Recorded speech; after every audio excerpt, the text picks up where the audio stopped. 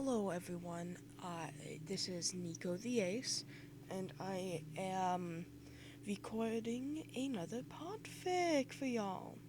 Uh, as I said before in my last No One Left Behind podfic video, if any of you have any suggestions on how to make this higher quality or a better experience, please let me know, and I will try them out on the next one. Or the next one I see after I see a suggestion. Sorry. Yeah, I might not see your comment immediately, so I will try my best. But if I don't see a comment, I am very sorry. Okay, so so this is gonna be part 2 of No One Left Behind. I might end up doing 2 chapters in this one if there's time. I know that YouTube can be very finicky on how long videos are for me. So, let's get into this bullshit. My boy, my son, the Lavender Boy is here. Love that summary. Okay, and as you all know, hopefully, this is written by Cosmic the Ace. And time to get to reading. Kindergarten was alright. Not too much different than preschool if Izuku was being honest. More homework and no nap time, but that was about it. There were different kids too. He started getting picked on again because they had to share the quirks. Not every person in that class had a useful quirk, or had even gotten one yet, but they saw him as a target anyway. At least he never went home with burns or bruises at his school. Okay, there we go. If any of you have any editing software any free editing software that works for you, please give me. But he wasn't the only one this time. There was another kid in the school, not in his class though. He got got picked on too, but more ignored than bullied from what Izuku saw. He always sat beneath the same tree at recess and ate lunch out of the same worn-out lunchbox. No one ever sat near him, sort of like how they did with Izuku. Izuku overheard that his name was Shinzo. He had lavender hair and eyes to match, just like Izuku did. Well, his were green, but they were still alike. Which was why Izuku was determined to be his best friend. Sorry about the swearing. Which was why Izuku was determined to be his friend. Outcasts had to stick together. No one should be left by themselves. Besides, Shinzo looked sad and always sitting by himself. But Izuku couldn't work up the nerve to do it. What if he turned out just like Kak-chan? What if he teased Izuku for not having a strong quirk just like everyone else did? So he hesitated and kept his distance. Izuku glanced at the tree at least once every recess, just to see if there was anything different. But it never was. Shinzo stayed in the same place and stuck to the same silence every day. For the time being, Izuku was content to watch. He wasn't being pushed around like a punching bag, so why change what wasn't broken? Looking back, Izuku regretted waiting to meet his brother. This fic is fucking adorable, and I love it. Fuck. Nothing had changed until a recess in the 3rd month of school. Izuku grabbed his lunch and went outside like any other school day. He glanced over to the tree and saw Shinzo already there, just like he always was. The other kids avoided the two of them, but that hasn't changed since the first week. Nothing was out of the ordinary. Izuku ate the lunch his mom had lovingly made him. It had bunny rice balls. Everything his mom made was delicious, in his humble little opinion. Oh, fucking adorable, fuck! Then he heard the yelling. Izuku immediately froze. It sounded like Kachan and his bullies. Their jeers and insults that they threw around nearly every day, almost always aimed at the little, useless Deku that went home with hidden bruises those days. Izuku shook himself out of his daze. He wasn't at his old school. Kachan wasn't here. No more popping firecrackers or wings to him. They were still yelling, but not at him. It wasn't at him.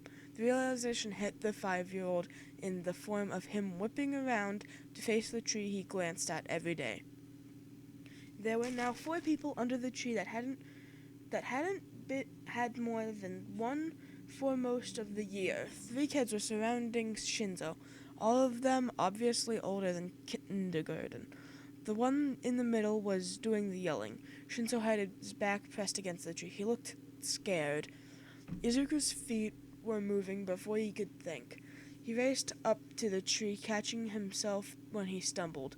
The bullies took no notice of him, but Shinzo did, his wide eyes landing on the green-haired kid, streaking towards the bully, yelling at him. Izuku dove under the middle kid's arm. The other 2 let out squawks of surprise at the sudden appearance of the tiny kid. Shinzo didn't move, didn't say a word, but his expression was enough to cement Izuku's determination.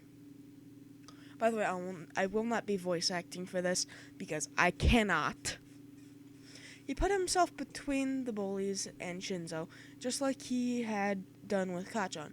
But this time, he wasn't going to lose. He wasn't going to go home with burns like last time. He couldn't lose any friends this time. After all, you can't lose what you don't have. Eh? Who are you brat? The middle one bellowed. Izuku saw his fingernail shift into something sharper. Metal, maybe. Izuku didn't say anything, only put his fists up in a guard his dad had taught him. The 3 in front of him tensed. Kugiri? Kugi. Fuck. Kugi, maybe we should leave, one of his lackeys urged, glancing around now. They didn't know Izuku, so they didn't know how dangerous he was. Yeah, the other one stuttered. We don't know his teacher. The middle bully, Kugi, apparently scoffed, not taking his eyes off Izuku. No way, these brats need to be taught a lesson. Izuku didn't move. Even as memories rose, memories of Kachan saying the same thing, he wasn't going to let someone get hurt like that again. Not like he had. Leave him alone, Izuku stuttered, but stayed put. Ha! It speaks. I'll give you one chance, kid. Move. The brainwasher deserves it. Izuku blinked, but didn't budge. Brainwasher? Was that Shinzo's quirk? If it was, it sounded like a cool one. Sorry, I am most likely sick right now, so... yeah. One of the other kids glanced back and turned to Kugi in a panic. A teacher's coming out. Ugh, they're not worth getting in trouble for, Kugi growled, before turning and walking off, his lackeys at his heels. Izuku let out the breath he had been holding and put his fists down. No one had gotten hurt. Good. He turned towards Shinzo, seeing the boy on the ground with his back to the tree. Are you okay? Izuku asked quietly, sitting on the ground near Shinzo. He got a nod in response. Izuku grinned at Shinzo, hoping it would help him feel better. Why did Shinzo's voice cracked? It was... How the fuck do you say that word? What the fuck is that? Why does it say horde? What? Horse? Is that what they were trying to spell? Probably. It was hoarse and croaky, especially for a 5-year-old. Why did you do that? Because it was what a hero would do, Izuku said confidently. And I want to be a hero, so I have to act like one. Heard things you picked on too. Well, yeah. Izuku pulled a piece of grass to distract himself, but kept talking. I still want to be a hero, but I still want to be a hero. Bullies can't tell me what to do. That's what Mama says. But they hurt. I know. Why were they picking on you? It's okay if you don't want to tell me, though. Shinzo stared at the ground for a minute, thinking about whether to share or not. Quirk brainwashing. Izuku perked up a bit, so his quirk really was brainwashing? That was so cool and interesting. It would be good for hero work. Bad guys would just turn themselves in, not to mention hostage situations, and held up robberies. His quirk could make it so villains get taken in and no civilians get hurt. Then there's the fact that it would be really useful for underground work, especially if he had a capture weapon like Eraserhead or a voice changer. If his quirk even worked through a speaker, if it did, that meant he could brainwash people from outside a room. Did he have to see the person? Did it have a range? Could he... You have an analysis quirk? Fuck, I've been speaking for too long. You have an analysis quirk? Shinzo asked. I said that out loud, didn't I? Shinzo nodded but looked amused. Definitely better than him being creeped out like some of the other kids were at Izuku's mothering. He couldn't help it. There were just so many thoughts that they didn't all want to stay inside his head. God damn it. You don't think my quirk is bad? No! Izuku shook his head violently. Shinzo seemed a bit worried, but he stopped after a second. Your quirk could be really useful. You could... Wait. You already heard me murdering. Everything I said during that then. No lie? Nope. Do you want to be a hero, Shinzo? Yes, he whispered. I like Eraserhead. I love Eraserhead. Even though he's a new hero, he's still a really good one. Underground heroes are hard to track since they don't like media, but my mommy found the video of his third-year sports festival. He's really cool and even fought against President Mike and won. She told me that he did that his second year too, but couldn't find the tape of it. All Might's my favorite, but Eraserhead is my second favorite, and then it's President Mike. Izuku babbled on for a while. Izuku babbled on for a while. Shinzo listened the whole time, slowly uncurling from his shell. He didn't speak much, but that was okay. Izuku could talk enough for the both of them. The topic of heroes turned to questions about favorite activities. Then what subject was their favorite? Most of it was just Izuku asking yes or no questions, but Shinzo slowly started talking more. Recess had come to an end, though. Izuku was happy that he had gotten to talk to someone during it, and that his fears were proven wrong. Shinzo was the farthest from Kachin as anyone could be. He was quiet and reminded Izuku of dark colors, while Kachan was loud and bright in everything he did. The two boys parted with a wave and promised to see each other tomorrow. Pronunciation is my fucking kryptonite, I tell ya. Hitoshi really didn't want to go home today, if he could even call it that. Foster homes never kept him for long, not after learning his quirk. One way or another, he was always forced to leave. Most of the time, it was when kids blamed him for things they did. Sorry, I thought I just got cold.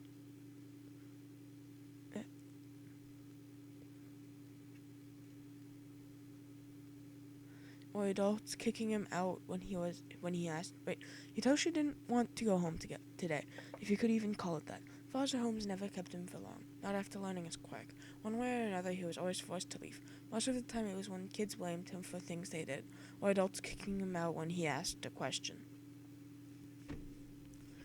He wasn't allowed to talk in his foster homes, and never, ever any questions. It was similar at school, but at least there, no one asked him anything in the first place. He still had to change schools because a kid said he controlled them in the last one. It had been going great so far. No one talked to him, so they couldn't blame him for anything. The teachers didn't call on him, but that was okay. He didn't really like answering what 2 plus 2 was anyway. Then some of the older kids decided to pick on him. He couldn't do anything. Fighting back meant he was kicked out. The teachers would never believe a kindergartner over a third grader. Telling them to stop or outright controlling them had the same result. So he stayed near his tree and prepared to go home with bruises. Not like anyone would care anyway. But then someone appeared. He knew the kid's name was Midoriya, and he got picked on too, all for having a weak quirk, the opposite problem as Hitoshi's. Yet he still appeared yet he still appeared, ducking under the bully's arm and putting himself between them and Hitoshi. They had never met, being in different classrooms, only knowing the other's name from whispers in the hallway. But he was still here, looking like some sort of small guardian angel. His green hair looked enough like a halo to be one. Aww. The bullies left, and Midoriya stayed. They talked for a while after that. Well, Midoriya talked and Shinzo nodded, or shook his head. It was honestly the best thing that had happened to him in a while. Someone was actually talking to him.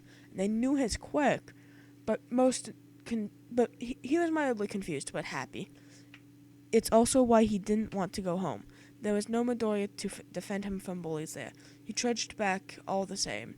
The house wasn't expensive or well kept. He has never seen a live plant in the yard, which is almost always littered with some sort of toys. Inside isn't much better. The walls are faded and stained in some places. The floor dented and scratched beyond repair. Every piece of furniture doesn't match the other. Hitoshi thought it fit well with the people who lived in it. His foster parents weren't the ones he had, though. His foster parents weren't the worst ones he's had, though. They make him do chores and stay quiet, but that was it for once. It was the other foster kids that were the problem. Three of them, two of which seemed to exist only to make his life worth. The third is younger than him and can't cause much trouble other than running around and making a mess like toddlers usually do. He managed to sneak in unnoticed. Maybe he got back before the other two this time? Either way, he retreated to his room as fast as his little legs could go without making a sound. He shared a room with the youngest, who plays downstairs most of the time. With the door shut, he let himself relax. One less bad thing for today. He put his bag down and flopped onto his bed, his hand brushing the photos inside his pillowcase. There were only two, but they were important to him. One of his favorite hero Eraserhead and one of his mom and dad. He didn't remember them much, but since they died when he was 3. Someone helped me today, Mama, he whispered into his pillow. It was the only time he could talk without repercussions. Photos can't tell on you, after all. His name's Midoriya. He stood up to the bad people for me. You and Papa would like him. He's nice. Mr. Toko no...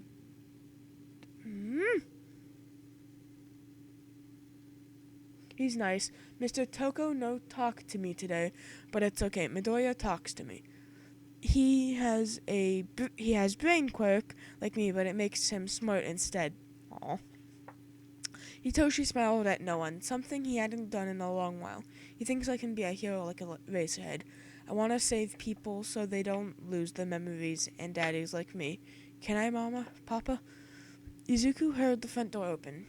He would be called down to do chores soon. The pictures stayed safely hidden in his pillowcase.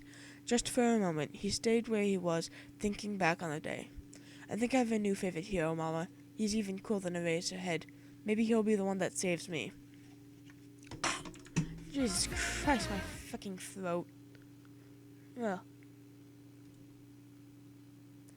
Okay. I'm just gonna check.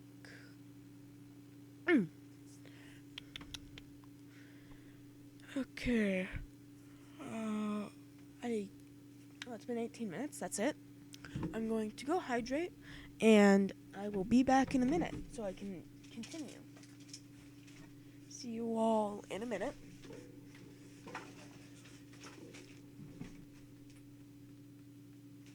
I just realized I should probably pause recording. Okay, time to continue. Alright. And now I have a bottle of water so I can drink if I need to. He's not dead, I promise. No one dies in the story. It's forbidden. And it has been brought to my attention that this needs to be no major characters will die.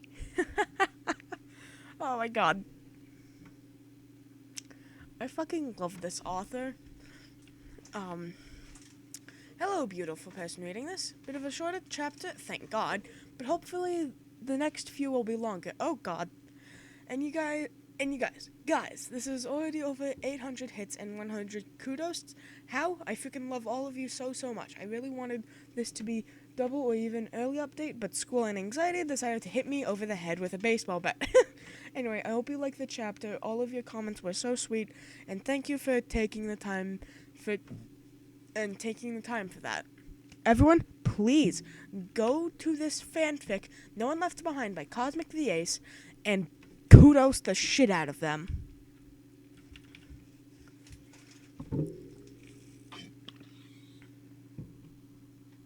I just got water injected straight into my lungs. What the fuck?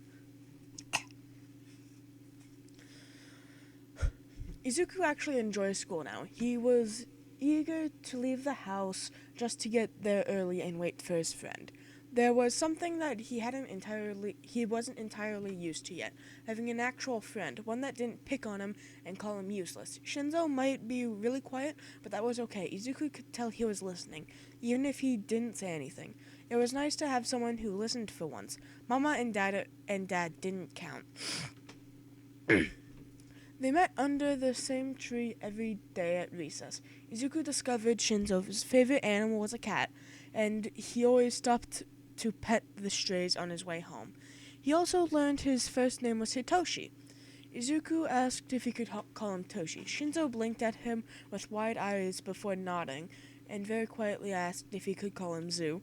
Izuku's smiled rivaled the brightness of the sun. It didn't budge for the rest of the day. That's how it went for a week, then a month, then 3 months. They were content with their time under the tree. Kids don't pick on them often, not since they became friends. Whispers followed the two kindergartners down hallways, though that wasn't unusual. People say to leave them alone for fear of the other seeking revenge. Izuku had proven to be a fierce fighter despite being so small. His dad taught him well, and every new move he showed Izuku was practiced until it was perfect. Oof. Izuku briefly wondered how his... One second, I think I just got called. Be right back.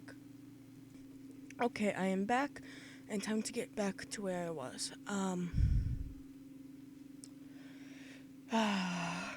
Okay.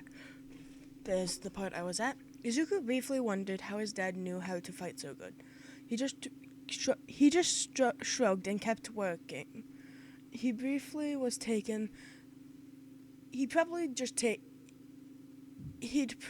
taken a lot of classes, since Dad couldn't sit still for long just like Izuku. School ended for the time being as winter break started. There wasn't much snow on the ground, but... Be right back. Okay, yep, it's working now. I hope... Oh, God, it's peaking. Okay, nice. Okay, so this should be good. Nice. Where is it? There it is. Okay, Okay, school ended for the time being as winter break started. There wasn't much snow on the ground, but there was enough for Izuku and his dad to have a mini snowball fight. Mama watched from the window of their apartment with a smile on her face. The two left for a nearby park after having lunch. To get out the energy before it got too cold again. Dad said Mama stay... Okay, let's just read that again. The two left for a nearby park after having lunch. To get out their energy before it got too cold again, Dad said. Mama stayed to clean up the house and get some of her paperwork done. Izuku thinks that's what she was doing anyway. Most things Lawyer did was confusing to the 5-year-old. Izuku gleefully ran almost the entire way, doubling back to check on his dad every once in a while. I can't pronounce that name. Hisashi, okay, laughed each time, making sure to at least keep Izuku in his sight. It reminded him of an overexcited puppy. Ooh. Once actually at the park, Izuku dragged his dad off to go exploring with him. Sure, he had been to this forest before, but not in winter, not when all the trees were bare and snow dusted everything. A few of the bushes still had leaves. Most of them were twigs. It was beautiful, mystical, absolutely perfect for an adventure. Izuku decided they were on a mission. 2 knights that were searching for an enchanted item to melt the forest that had been frozen forever now. Braving snow and wind, all for the glory for their queen.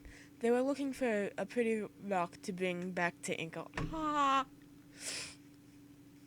He told his dad as much, and Dad immediately fell into character. He grabbed the stick to act as a sword, Izuku giggling, and did the same thing. They ventured into the woods, swords held high and shoes crunching on the frozen ground. It was everything Izuku had hoped he'd do with his dad. And now, as the knights creep through the frozen forest, still searching for the magic item to melt the ice, And now, as the knights crept through the frozen forest, still searching for the magic item to melt the ice, Dad narrated, creeping exaggeratedly over the snow. A bush rustled, one that still had leaves. It was probably a rabbit, and as they traveled, they came upon a fearsome beast. Sword up, little knight. Izuku giggled quietly and held up his stick. Closer he creeped. His dad in front of him. Slowly, Dad moved away the leaves, expecting the rabbit to leap out the other end and run away. Instead, he froze. Izuku tilted his head and moved closer. His dad didn't stop him.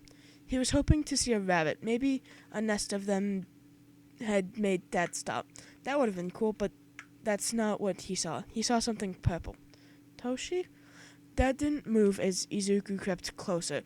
He moved aside more of the leaves and saw his friend laying under the snow-covered bush, circled into a ball and shivering so bad he might as well be in the middle of an earthquake. Hitoshi cracked open one eye when Izuku spoke and opened his mouth.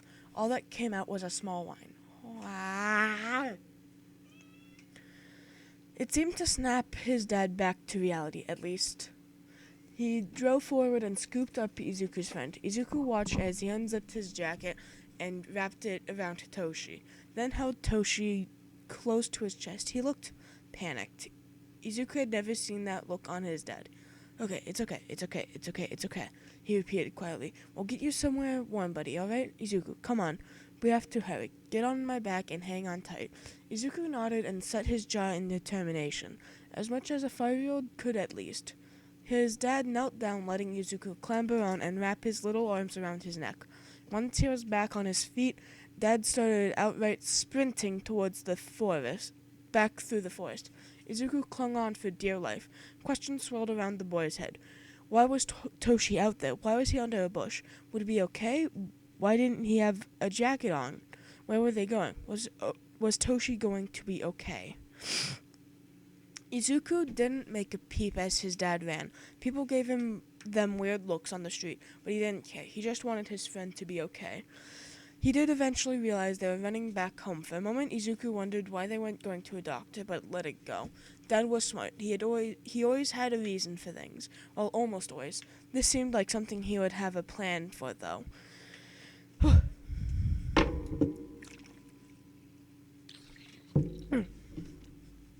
Izuku bounced up and down as his dad took the stairs 2 at a time.